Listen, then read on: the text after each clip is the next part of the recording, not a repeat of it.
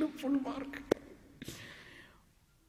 അതാദ്യം മത്തായിയുടെ സുവിശേഷത്തിൽ 9-ാം അധ്യായത്തിൽ 9 മുതൽ 13 വരെയുള്ള വചനങ്ങളിലാണ് മത്തായിയുടെ വീട്ടിലേക്ക് ഈശോ കടന്നു ചെല്ലുമ്പോൾ മത്തായിയെ ഫരിസേയരും നിയമജ്ഞരും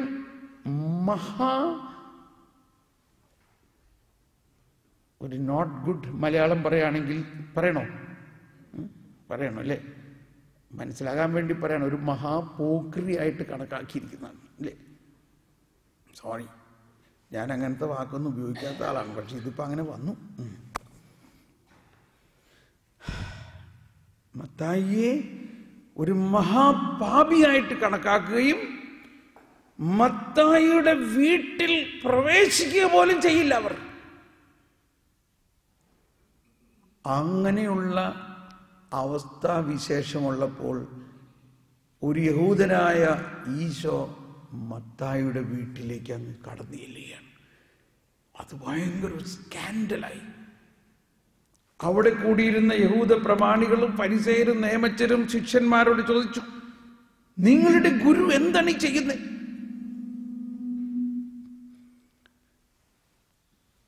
വിൻസെന്റ്, അത് ഇനി വിട്ടേക്ക്, നീ ഇടയ്ക്കിടയ്ക്ക് ഇങ്ങനെ മാറ്റണ്ട, ഞാനിവിടെ അഡ്ജസ്റ്റ് ചെയ്തോളാം കേട്ടോ. ഇപ്പോൾ നീ കൂട്ടുമ്പോൾ ഞാനിവിടെ കുറയ്ക്കും, ഞാൻ കുറയ്ക്കുമ്പോൾ നീ കൂട്ടും, അങ്ങനെ അത് വ്യത്യാസമാവും. You just leave it in one position, I will adjust ചെയ്യാം. മത്തായിയുടെ വീട്ടിൽ കയറിയെന്ന് കേട്ടപ്പോൾ ആ പ്രദേശത്തുള്ള നിയമജ്ഞരും ഫരിസേയർക്കും എന്താ പറയുക, ഒരു പെരനോയി, ഒരുതരം ഭ്രാന്ത് പിടിച്ച മാതിരി. എന്താണ് ഈ കേൾക്കണേ? യേശു മത്തായിയുടെ വീട്ടിൽ കയറിയോ? കയറി. ഇനി കയറിയ ആളോട് വല്ലതും പറയാൻ പറ്റുമോ? ശിഷ്യന്മാരെല്ലാം പുറത്ത് നിൽക്കുകയാണ്. ശിഷ്യന്മാരുടെ അടുത്ത് എന്നിട്ട് ഇവർ ബഹളം ഉണ്ടാക്കണം.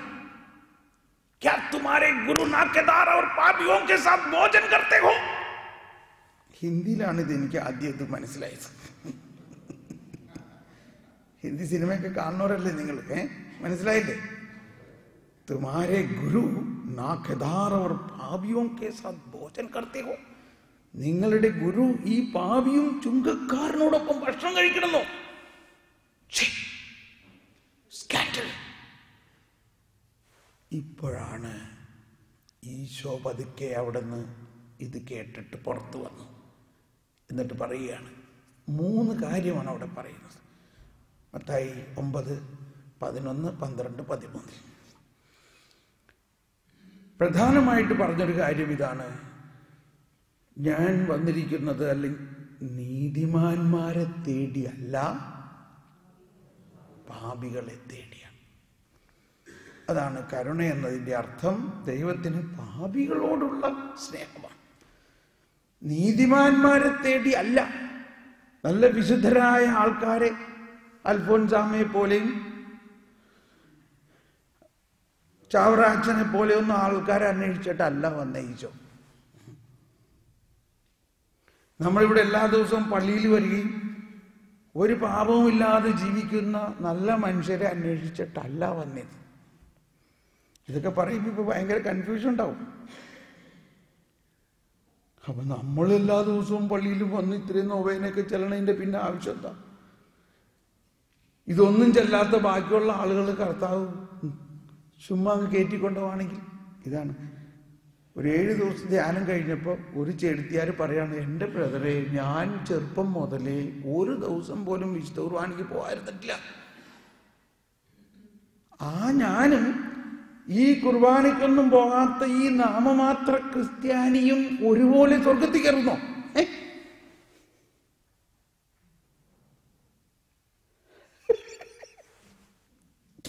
എന്താ വിചാരിച്ചു?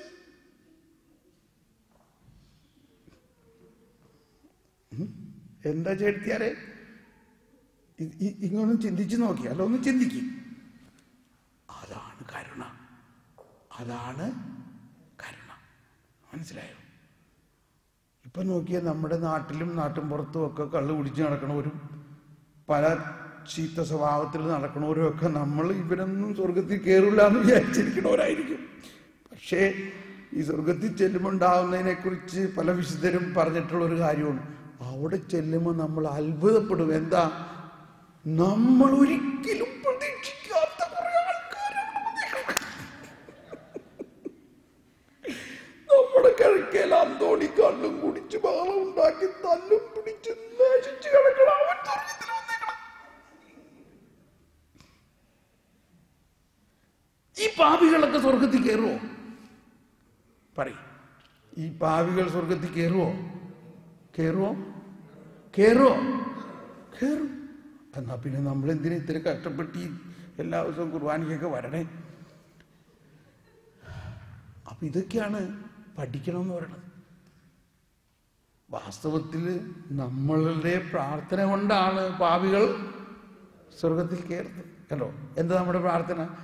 ഓ എൻ്റെ ഈശോയേ എന്ന് പ്രാർത്ഥിച്ച്, നമ്മുടെ ഫാത്തിമാപ്പരെ നമ്മൾ കൊന്തയില്ലണതിൻ്റെ ഇടയ്ക്കുള്ള പ്രാർത്ഥന ഒന്ന് പ്രാർത്ഥിച്ച്, ഓ എൻ്റെ ഈശോയേ ഞങ്ങളുടെ പാപങ്ങൾ ക്ഷമിക്കണമേ, നരകാഗ്നിയിൽ നിന്ന് ഞങ്ങളെ രക്ഷിക്കണമേ. ഞങ്ങളെ രക്ഷിക്കണേ. ആരെയൊക്കെ രക്ഷിക്കണം?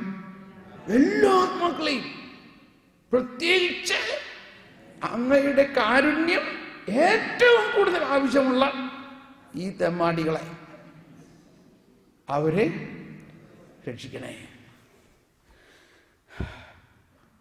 അങ്ങനെയൊന്നും വിചാരിച്ചിട്ടൊന്നുമല്ല കൊന്തയില്ലണല്ലേ, അങ്ങനെയൊന്നും വിചാരിച്ചിട്ടല്ല കൊന്ത ചെല്ലണേ. അതാണ് ഈ കരുണ എന്ന് പറഞ്ഞതിൻ്റെ അർത്ഥം. ഒരു ചേട്ടി ഒരു ദിവസം വിളിച്ചിട്ട് പറഞ്ഞു, എൻ്റെ ബ്രദറെ, ഞാൻ 3 കരുണക്കൊന്ത ചെല്ലാതെ രാവിലെ എൻ്റെ ഒരു കാര്യം തുടങ്ങില്ല. ഞാൻ പറഞ്ഞു, അപ്പം ഞാൻ അവരോട് ചോദിച്ചു, എന്താണ് ഈ കരുണയുടെ അർത്ഥം? അപ്പം അവർ പറയാണ്, അത് ഈ പറഞ്ഞ മാതിരി പല കാര്യങ്ങളും പറഞ്ഞു. പക്ഷേ പാപികളോടുള്ള സ്നേഹമാണ് കരുണയെന്ന് പറഞ്ഞിട്ടേ അവർ സമ്മതിക്കണില്ല. അതെങ്ങനെ പാപിയെ സ്നേഹിക്കണ ദൈവം? പാപിക്ക് ശിക്ഷയല്ലേ കിട്ടുന്നത്? പാപി നരകത്തിലല്ലേ പോട്ടത്? അപ്പൊ ഞാൻ ചോദിച്ചു, അപ്പൊ പിന്നെ നിങ്ങൾ ഈ 3 കൊന്ത ചെല്ലണത് എന്തുദ്ദേശത്തിലാ?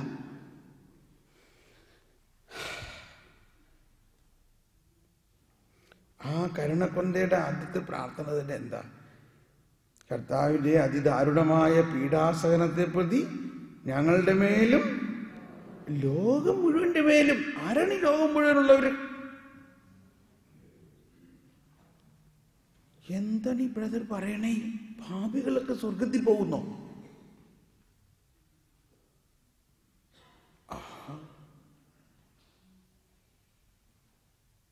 ഇത് നടന്ന സംഭവമാണ്. അപ്പൊ ഞാൻ അവരോട് പറഞ്ഞു, ഇപ്പൊ മുഴുവൻ എനിക്കിപ്പോൾ എക്സ്പ്ലെയിൻ ചെയ്ത് തരാൻ സമയമില്ല, ഞാൻ കുറച്ച് പറയാൻ. എന്നിട്ട് നിങ്ങൾ യൂട്യൂബിൽ കയറിയിട്ട് എൻ്റെ ഒരു ധ്യാനം മുഴുവനും കൂടാം നിങ്ങൾക്ക് വീട്ടിലിരുന്ന് തന്നെ. അതൊന്ന് കൂട്. 9 ദിവസത്തെ ധ്യാനമുണ്ട്, 7 ദിവസത്തെ ധ്യാനമുണ്ട്, 5 ദിവസത്തെ ഉണ്ട്, 3 ദിവസത്തെ ഉണ്ട്, 1 ദിവസത്തെ ഉണ്ട്, ഇങ്ങനെ പലതുണ്ട്. ഒരു വലിയ ധ്യാനകേന്ദ്രമാണത്. ഇന്നത്തെ ആധുനിക ലോകത്തിൽ നമുക്കൊക്കെ 9 ദിവസം ധ്യാനിക്കാനായിട്ട് പോയിരിക്കാൻ പറ്റും. ആ കൂടി നാട്ടിൽ പോകാനായിട്ട് ലീവ് കിട്ടുന്നത് വല്ല 30 ദിവസമായിരിക്കും അല്ലേ? ഇവിടെ നിന്ന് വിചാരിക്കും നാട്ടിൽ പോയി ഒരു നല്ല ധ്യാനം കൂടിയിട്ട കാര്യമുള്ളൂ. അവിടെ ചെന്ന് വീട്ടിൽ ചെന്ന് ആ ചക്കയും മാങ്ങയൊക്കെ തിന്നാൻ തുടങ്ങി കഴിഞ്ഞപ്പോൾ അമ്മയാരും, ഓ നീ ഇപ്പോൾ ഈ ഒരു മാസം 1 വർഷമായിട്ട് ഇവിടെ വന്നിട്ട് ഇപ്പോൾ ഇനി നീ ഒരാഴ്ച ധ്യാനകേന്ദ്രത്തിൽ പോയി കിടക്കണം, അതൊന്നും പറ്റുമൊന്നുമില്ല, നീ ഇവിടെ ഇരിക്കും, ഞാൻ വിടില്ല. എന്നാ ശരി. ഇവിടെ ആയിരിക്കും വിചാരിച്ച് ഇവിടെ ഒരാഴ്ച ധ്യാനം കൂടാൻ പോകണമെന്നുണ്ടെങ്കിൽ $300 കൊടുക്കണം. അവിടെയാണെങ്കിൽ 300 രൂപ കൊടുത്താൽ മതി. 150 രൂപയ്ക്കും ഒരാഴ്ച അവിടെ ധ്യാനം കൂടാം. ഇതൊക്കെ ഓരോരുത്തർ പറയാറുള്ള കാര്യങ്ങളാണ്. പക്ഷെ അവിടെ ചെന്നപ്പോൾ ഇങ്ങനെയായി. വീണ്ടും അങ്ങനെ തന്നെ ഇങ്ങോട്ട് വന്നു. അതുകൊണ്ട് ഞാനൊരു ഐഡിയ പറയാണ്. നിങ്ങൾ ഇപ്പോൾ ആയിരിക്കുന്ന അവസ്ഥയിൽ തന്നെ ഇരുന്ന് എല്ലാ ദിവസവും 1 മണിക്കൂർ, അരമണിക്കൂറോ അല്ലെങ്കിൽ 15 മിനിറ്റെങ്കിലും നിങ്ങൾക്ക് യൂട്യൂബിൽ നമ്മുടെ ഈ ധ്യാനം മുഴുവനുണ്ട്, അതൊന്ന് കേൾക്കണം. അപ്പോൾ ഈ പറഞ്ഞു വരുന്നത്, കർത്താവ് അവിടെ നിന്ന് പുറത്തേക്ക് വന്നിട്ട് എന്ത് പറഞ്ഞു? ഞാൻ വന്നിരിക്കുന്നത് നീതിമാന്മാരെ തേടി അല്ല, പാപികളെ തേടിയാണ്. ഇത് പല പ്രാവശ്യം ഇതിനകത്തെടുത്ത് പറഞ്ഞിട്ടുണ്ട്. ഇതൊന്ന് ഹൃദയത്തിൽ ആഴമായി പതിഞ്ഞ് കർത്താവ് വന്നിരിക്കുന്നത് ആരെ തേടിയാണ്? നീതിമാന്മാരെ തേടി അല്ല, പാപികൾ. ഇനി ഇതിനൊക്കെ ഒരുപാട് അർത്ഥമുണ്ട്. നീതിമാൻ എന്ന് പറഞ്ഞാൽ എന്താണ് എന്നൊക്കെ ഉള്ളത് നമ്മളുടെ സാധാരണഗതിയിലുള്ള മനസ്സിലാകലൊന്നും അല്ല അതിൻ്റെ അർത്ഥം. ഇനി രണ്ടാമത് പറഞ്ഞത് ഇതാണ്, രോഗികൾക്കാണല്ലോ വൈദ്യനെ കൊണ്ട് ആവശ്യം. അത് നമുക്ക് എളുപ്പം മനസ്സിലായില്ലേ? അതെളുപ്പം മനസ്സിലായി. രോഗികൾക്കാണല്ലോ വൈദ്യനെ കൊണ്ട് ആവശ്യം. രണ്ടാം വത്തിക്കാൻ സൂനഹദോസിന്റെ ആരംഭത്തിൽ പരിശുദ്ധ പിതാവ് തുറന്നപ്പോൾ തന്നെ അത് കിട്ടി. രണ്ടാം വത്തിക്കാൻ സൂനഹദോസിന്റെ ആരംഭത്തിൽ സെയിന്റ് ജോൺ 23 പോപ്പ് എഴുതിയിരിക്കണ ഞാനൊന്ന് വായിക്കാം. നിങ്ങളൊക്കെ ഇംഗ്ലീഷുകാരല്ലേ, ഇംഗ്ലീഷ് കേട്ട് നേരിച്ച് കുഴപ്പമില്ല അല്ലേ? We recall the poignant words of Saint John 23 when opening the council. He indicated the path to follow, a path to follow.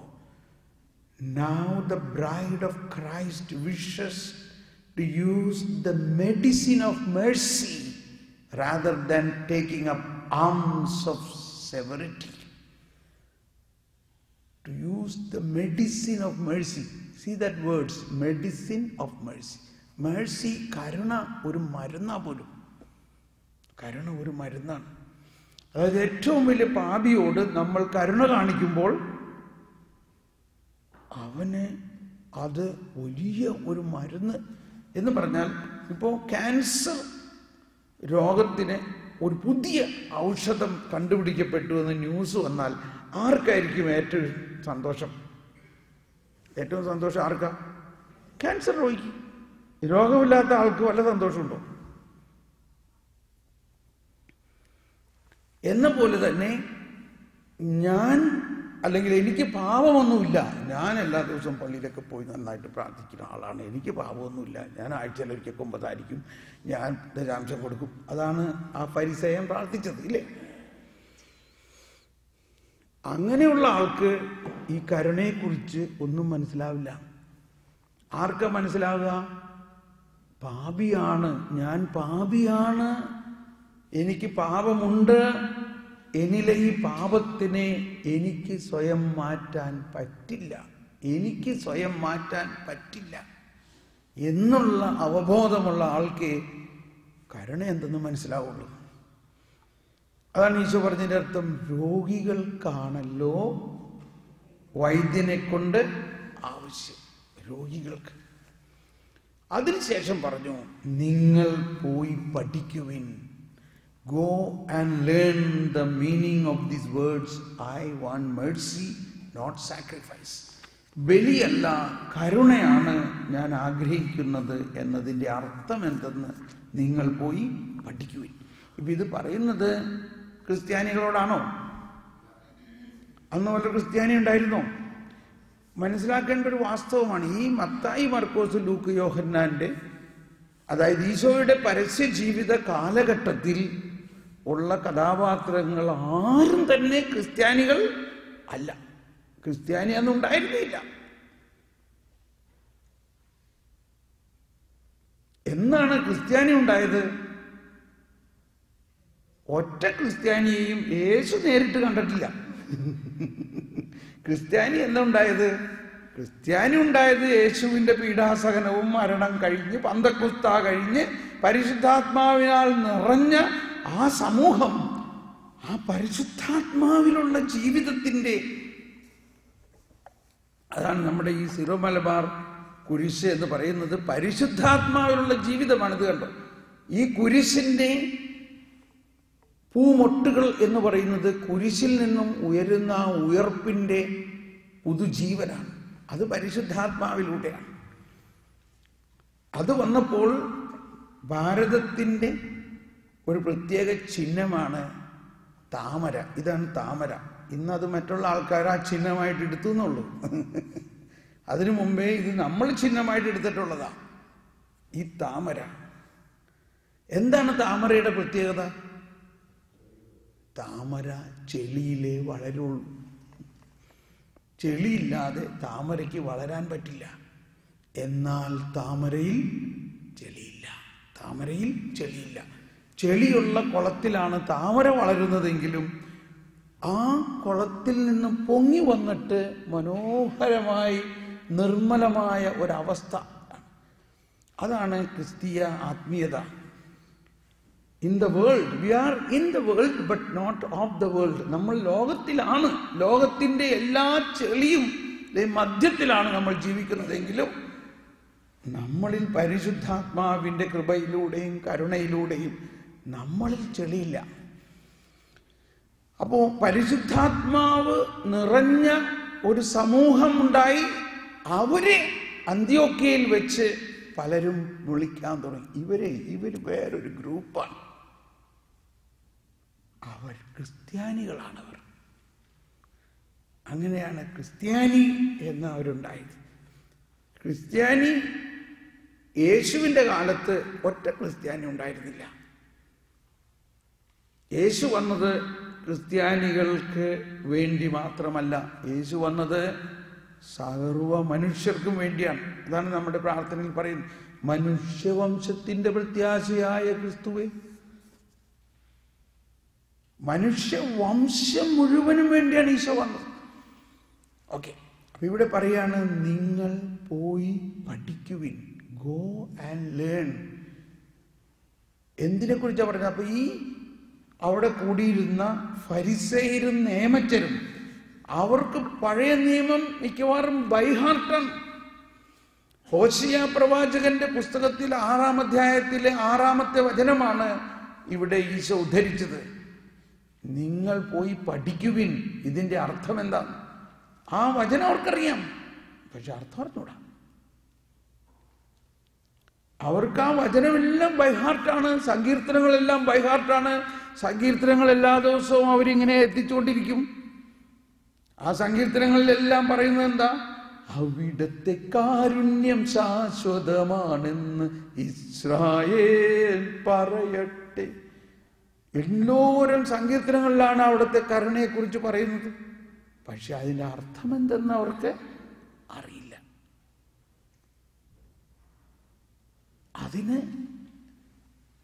അതാണ് ഇന്നത്തെ നമ്മുടെ അവസ്ഥ.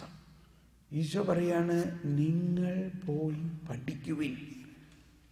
I want mercy, not sacrifice.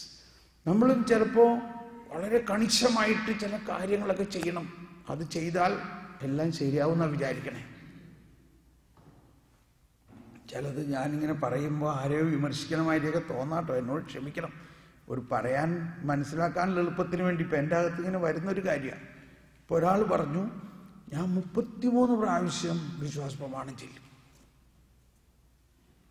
അപ്പോൾ ഇത് ഈ കർക്കശ സ്വഭാവം അല്ലെങ്കിൽ കണിശതയെ മനസ്സിലാക്കാനാണ്. ഒരാൾ പറഞ്ഞു, ഞാനിങ്ങനെ ഇന്ന ആൾക്ക് ഒരു പ്രശ്നം ഉണ്ടായപ്പോൾ അവൻ്റെ കല്യാണം നടക്കണില്ല. അവനോട് ഞാൻ പറഞ്ഞു 15 പ്രാവശ്യം നീ എല്ലാ ദിവസവും വിശ്വാസ പ്രമാണിച്ചു. അത് കഴിഞ്ഞ് 6 മാസം വന്നപ്പോഴേക്കും അവൻ്റെ കല്യാണം നടന്നു. Praise the Lord. ഉദ്ദിഷ്ട കാര്യം സാധിച്ചു അല്ലേ? ഇതിങ്ങനെ ഞാൻ കേട്ടുകൊണ്ടിരിക്കുമ്പോൾ എൻ്റെ ഉള്ളിൽ കർത്താവ് പറയാണ്, ശ്രദ്ധിക്കണേ, കർത്താവ് പറയാണ്, ആ ശതാധിപൻ വന്നിട്ട് എന്നോട് പറഞ്ഞത് എന്താ ശതാധിപൻ വന്ന് ഈശോനോട് പറഞ്ഞത്? നീ ഒരു വാക്ക് പറയുകയാണെങ്കിൽ എൻ്റെ ഉദ്ദിഷ്ട കാര്യം നടക്കും. നീ ഒരു വാക്ക് പറഞ്ഞാൽ മരിക്കാൻ കിടക്കണ എൻ്റെ വൃത്യൻ സുഖപ്പെടും. അവൻ ക്രിസ്ത്യാനി ആയിരുന്നോ? അല്ല. പക്ഷെ അവൻ എന്തുണ്ടായി? ഈ കർത്താവിൽ അതുപോലെ വിശ്വാസം. സ്നേഹമുള്ളവരെ, ഞാനീ പറയണത് നിങ്ങൾക്കൊരു കോൺഫ്ലിക്റ്റ് ആയിട്ട് തോന്നും. പക്ഷേ നമ്മൾ ഈ സീറോ മലബാർ എന്ന് പറഞ്ഞാൽ വിശ്വാസത്തിൻ്റെ തറവാട്ടിൽ ജനിച്ചവരാണെങ്കിലും നമ്മൾ അതിൻ്റെ ആഴത്തിലേക്ക് പോകുന്നില്ല. നമ്മളെ ചില തെറ്റിദ്ധാരണകളിൽ കുടുങ്ങിക്കിടക്കുന്ന തരത്തിലുള്ള ചില ആചാരങ്ങളും, ഇത്ര ദിനം ചെയ്താൽ ശരിയാവും, ഇത് ഇന്നമായിട്ട് ചെയ്താൽ ശരിയാവും. പക്ഷേ അതൊന്നും വേണ്ട. ചെയ്തോട്ടോ, ചെയ്യുന്ന ആളുകൾ ചെയ്തോ, സാവധാനം അതിനകത്തൊക്കെ നമ്മൾ മാറും. ഞാനതിൻ്റെ ഒരു ആശയം പറയാണ്. വിശ്വാസ പ്രമാണം 33 പ്രാവശ്യമല്ല 3000 പ്രാവശ്യം ചെയ്താലും വിശ്വാസം ഇല്ലെങ്കിൽ എന്താ പ്രയോജനം? പറയും.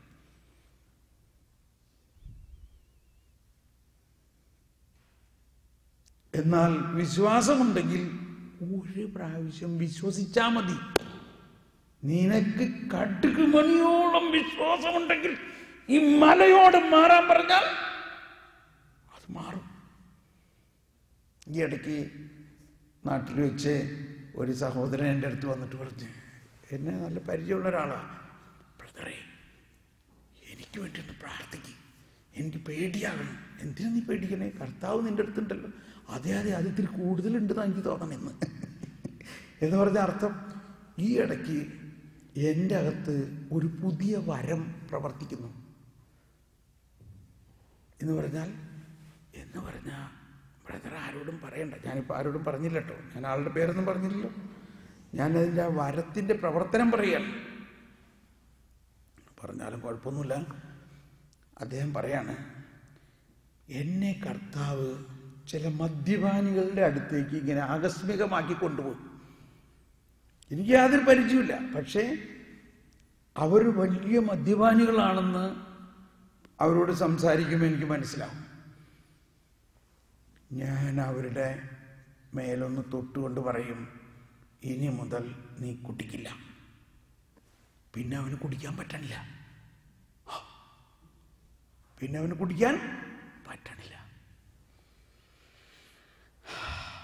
ഈ വരം നമുക്കിവിടെ അമേരിക്കയിൽ കൂടുതൽ ആവശ്യമുണ്ടില്ലേ? വേണോ വേണ്ടയോ? അത് കരുണയോടെ കർത്താവിലുള്ള വിശ്വാസമാണ്. അതാണ് വിശ്വാസം. 33 പ്രാവശ്യം പറഞ്ഞില്ല. അവനോട് പറഞ്ഞു, ഇനി നീ കുടിക്കില്ല. അതാണ് ഈശോ പറഞ്ഞത്, നീ വിശ്വാസത്തോടെ ഒരു വാക്ക് പറഞ്ഞാൽ മല മാറും. അതാണ് ബേസിക് ക്രിസ്ത്യൻ ഫെയ്ത്ത്. നമുക്ക് നമ്മുടെ ഉള്ളിൽ നൽകിയിരിക്കുന്ന വിശ്വാസത്തിൻ്റെ ആഴമതാണ്. ഇതായിരിക്കെ നമ്മൾ 33,000 3,000 ഒക്കെ ചെയ്തുകൊണ്ട് നടക്കുകയാണെങ്കിൽ,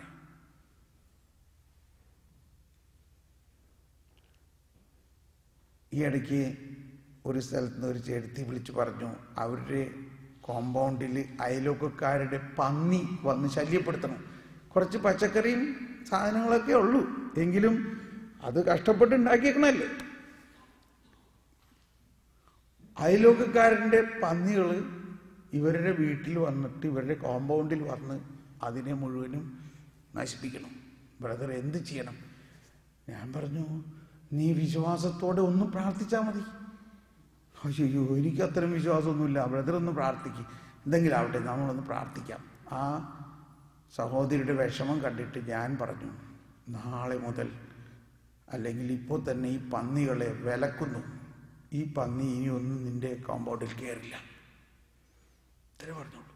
പിന്നെ ആ പന്നി ഒരിക്കലും അവിടെ വന്നിട്ടില്ല. Praise the Lord. ഇത് ഒരു സാധാരണ വിശ്വാസിക്ക് കർത്താവ് കൊടുത്തിട്ടുള്ള വിശ്വാസി. ആർക്ക്? വിശ്വാസി. പക്ഷെ നമ്മൾ ഇങ്ങനെയുള്ള നമ്പറിൽ വിശ്വസിക്കുമ്പോൾ വിശ്വാസമല്ലാതെ.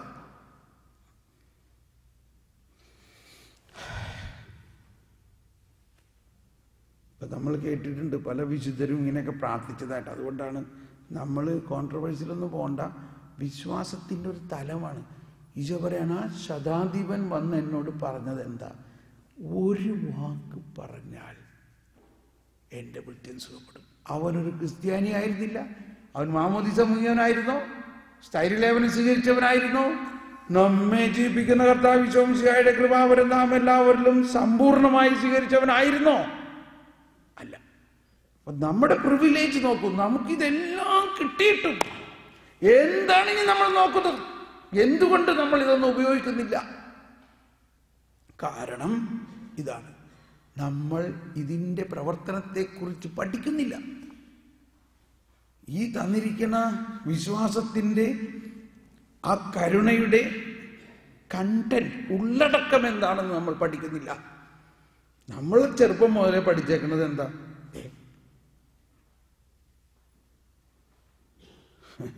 ഇപ്പൊ പെട്ടെന്ന് ഓർമ്മ വരണത് ചേർത്തി വിളിച്ച് പറയാണ് എന്നോട്, എൻ്റെ ബ്രദറെ, ഇന്നലെയും കൂടി ഞാൻ എൻ്റെ കൊച്ചിന് ഭക്ഷണം കൊടുക്കണ നേരത്ത് പറഞ്ഞു, ബ്രദറിൻ്റെ ധ്യാനം ഒരു 10 എണ്ണം ഞാൻ കൂടിയിട്ടുണ്ട്. കരുണയെക്കുറിച്ച് ഇത്രയും ഞാൻ കേട്ടിട്ടുണ്ട്. എന്നിട്ട് ഇന്നലെ ഞാൻ ഈ കൊച്ചിന് ഭക്ഷണം കൊടുക്കുന്നത്, നീ വേഗം കഴിച്ചോട്ടോ അല്ലെങ്കിൽ തമ്പായി നല്ല അടി തരുവേ. എന്താ കൊച്ചിന് ഭക്ഷണം കൊടുക്കണത് പറഞ്ഞേ? വേഗം കഴിച്ചില്ലെങ്കിൽ തമ്പായി നല്ല അടി തരുവാ. ഇതല്ലേ നമ്മൾ പഠിച്ചേക്കണേ? നമ്മളെ പഠിപ്പിച്ചേക്കണത് ഒരു അടിക്കുന്ന തമ്പായി, ഒരു ശിക്ഷിക്കുന്ന തമ്പായി, ഒരു യേശപ്പൻ നമ്മളെ ശിക്ഷിക്കിട്ട് മര്യാദയ്ക്ക് കഴിച്ചോട്ടോ അല്ലെങ്കിൽ യേശപ്പൻ നല്ല അടി അടിക്കണം.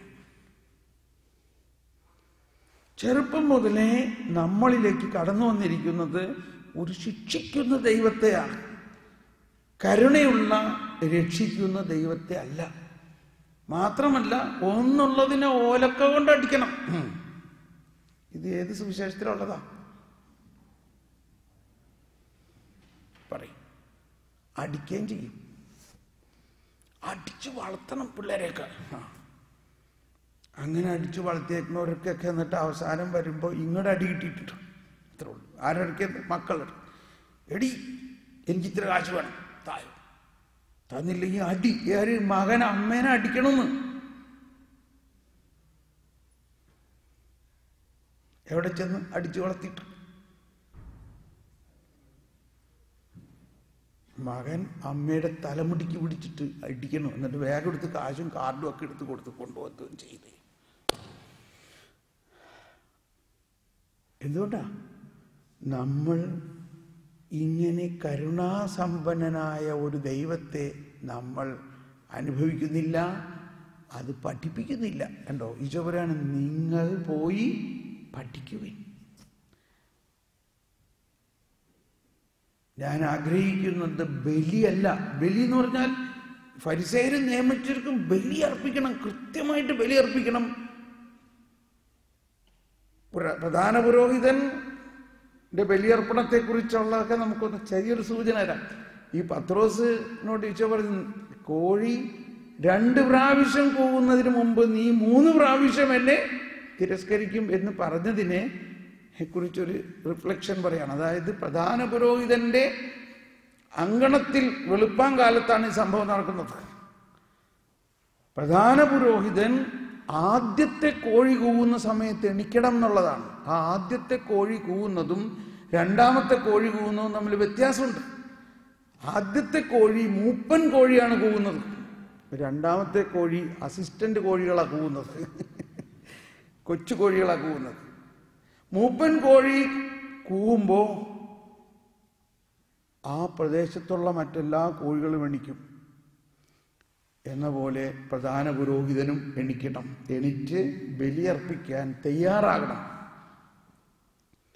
രണ്ടാമത് കോഴി കൂവുന്ന സമയത്ത് പ്രധാന പുരോഹിതൻ ബലിയർപ്പിക്കണം.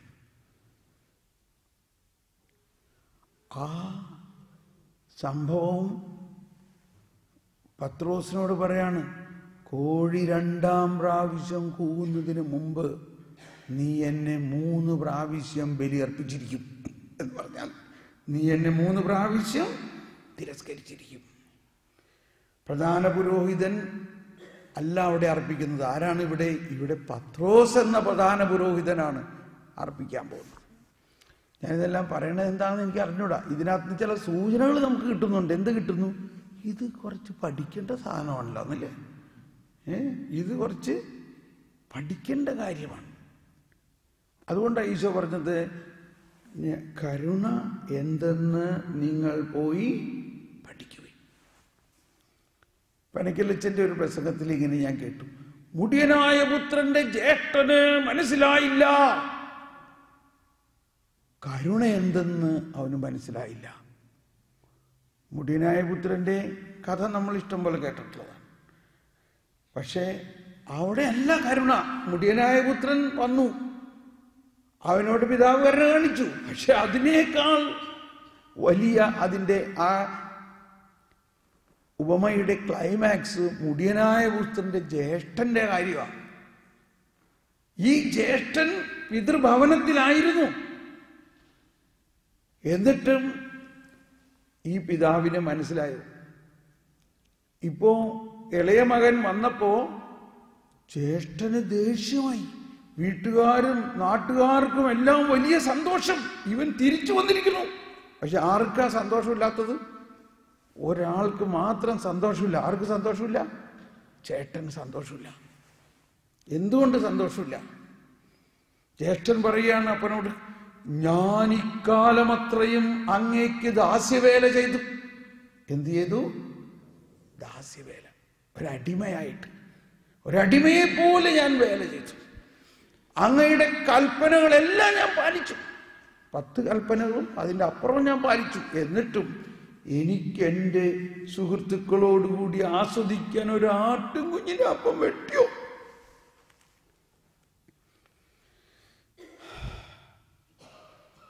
എന്നിട്ട് ഇപ്പൊ ഈ മുടിയനായ നിന്റെ മകൻ കണ്ടോ, മനസ്സിലായോ എന്താ പറഞ്ഞത്?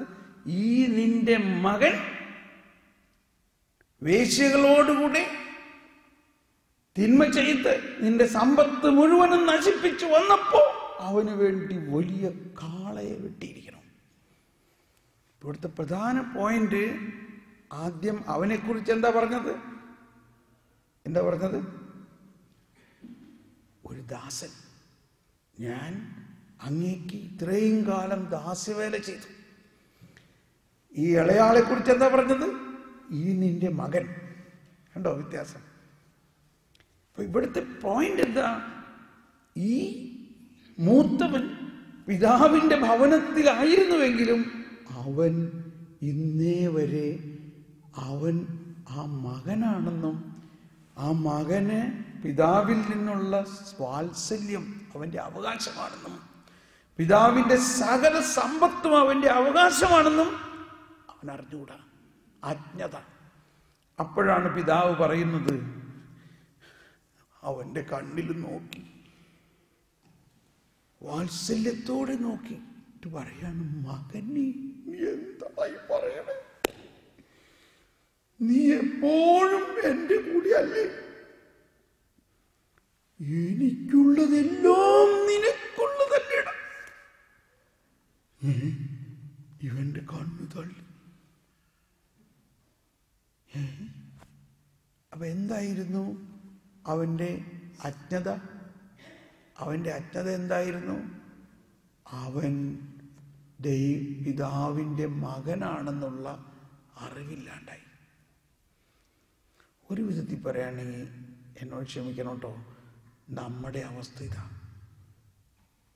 നമ്മൾ ആരാ? നമ്മൾ ദൈവമക്കളാണ്. നമ്മൾ മക്കളെ ദൈവത്തിന് ശിക്ഷിക്കാൻ പറ്റുമോ? ഇത് ഭയങ്കര പോയിന്റാണ് കേട്ടോ. ഇത് ഈ ഫരിസേയരോടാണ് ഈ പറയുന്നത്. ഈ ഉപമ ആരോടാ പറയുന്നത്? ഫരിസേയരോടാ. എന്താ അവരുടെ അവസ്ഥ? അവര് ഭയങ്കര ആചാരാനുഷ്ഠാനങ്ങളിലൂടെ, ഇത് കണ്ടോ, ഇവിടെ കാണുന്ന മധുബഹായിൽ കാണുന്ന ഈ തിരശീല, ഇതൊരു ശീലയാണ്. പക്ഷേ അവരുടെ മധുബഹായിലെ തിരശീല 8 ഇഞ്ച് വീതിയുള്ള തിരശീല. 8 ഇഞ്ച് വീതി, ഇത്രയും. അതിൻ്റെ അകത്തേക്ക് ഒരാളെയും കിടക്കാൻ അനുവാദമില്ല. അത്രയ്ക്ക് സ്ട്രിക്റ്റാണ്. പ്രധാന പുരോഹിതൻ മാത്രം വർഷത്തിൽ ഒരിക്കൽ കിടക്കാൻ പാടില്ല.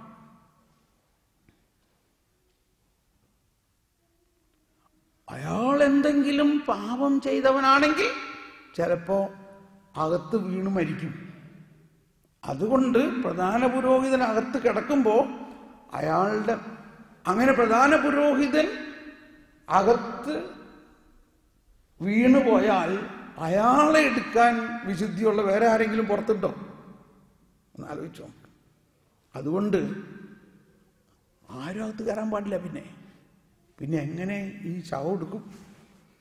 അതുകൊണ്ട് പ്രധാന പുരോഹിതൻ കയറുന്നതിന് മുമ്പ് ഒരു ചങ്ങല അയാളുടെ മേൽ കെട്ടിയിട്ടുണ്ടാവുന്ന പറഞ്ഞു. ഇത്തരത്തിലുള്ള ആചാരവും ഇത്തരത്തിലുള്ള ഭക്തിയാണ് അവരുടെ. കർത്താവീശോ മിശിഹായുടെ ഹൃദയം പിളർന്നു കരുണ ഒഴുകിയപ്പോൾ എന്ത് സംഭവിച്ചു? ഈ തിരശീല എങ്ങനെ കീറിയെന്നാ പറയണേ? തിരശീല കീറിയത് എങ്ങനെയാ? താഴേന്ന് മുകളിലേക്കാണോ കീറിയത്? മുകളിൽ നിന്ന് താഴോട്ടാണോ കീറിയത്? മുകളിൽ നിന്ന് താഴോട്ടാ കീറിയത്. അതിന്റെ അർത്ഥം താഴെ നിന്ന് മുകളിലോട്ടാണ് കീറണമെങ്കിൽ അത് മനുഷ്യൻ കീറിയതാകാം. മുകളിൽ നിന്ന് താഴോട്ട് കീറി എന്ന് പറഞ്ഞാൽ ദൈവമാണത് കീറിയത്. എന്തിനാണ് കീറിയത്? ഇനി ഈ അതിവിശുദ്ധ സ്ഥലത്ത് എല്ലാ പാപികൾക്കും സ്വാഗതം. അതുകൊണ്ടാണ് നമ്മൾ സീറോ മലബാർ കുർബാനയിൽ സർവാധിപനാം കർത്താവ് എന്ന് പാടുമ്പോ സ്വർഗം തുറക്കപ്പെട്ടു. കർത്താവിന്റെ സർവാധിപ ശക്തി നമ്മളെ ശിക്ഷിക്കുന്നതിലല്ല, നമ്മളെ രക്ഷിക്കുന്നതിലാണ്.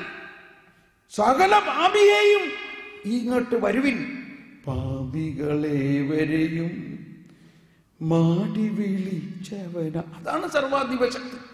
പാപിയെ പുറകെ നടന്ന് ശിക്ഷിക്കുന്നതിലല്ല ദൈവത്തിന്റെ ശക്തി. പാപിയെ കൈ കിട്ടിയിട്ട് അവനെ വാത്സല്യത്തോടെ സ്നേഹിക്കുന്നതിലാണ്.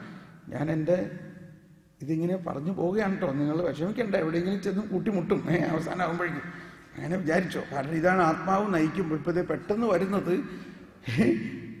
ദാവീദ് രാജാവിനെ അല്ലെങ്കിൽ ദാവീദിനെ കൊല്ലാൻ വേണ്ടി സൗൾ 3000 ഫസ്റ്റ് ക്ലാസ് പടയാളികളുമായിട്ട് കാട്ടാട് മലയിലേക്ക് ചെന്നിരിക്കുകയാണ്. കാട്ടാട് മല. ഈ ദാവീദ് കാരനാണ് അങ്ങനെ ഒരുപാട് ജയിച്ചത്. പക്ഷെ എന്നാലും ദാവീദിനോടുള്ള അസൂയ മൂലം ദാവീദിനെ കൊല്ലാൻ അങ്ങനെ, to make the story short, കാട്ടാട് മലയുടെ അവിടെ ചെല്ലുമ്പോൾ ദാവീദും കൂട്ടരും ഒരു ഗുഹയിൽ ഇങ്ങനെ ഒളിച്ചിരിക്കുകയാണ്. അവരെ തേടി രാജാവ് വരുന്നുണ്ടെന്ന് അവർക്ക് മനസ്സിലായി കൊല്ലാൻ. അങ്ങനെ ഒളിച്ചിരിക്കുന്ന ആ ഗുഹയിൽ ഈ രാജാവ് മൂത്രമൊഴിക്കാൻ കയറി. നടന്ന സംഭവമാണ്. മൂത്രമൊഴിക്കാന്ന് വിചാരിച്ചോ?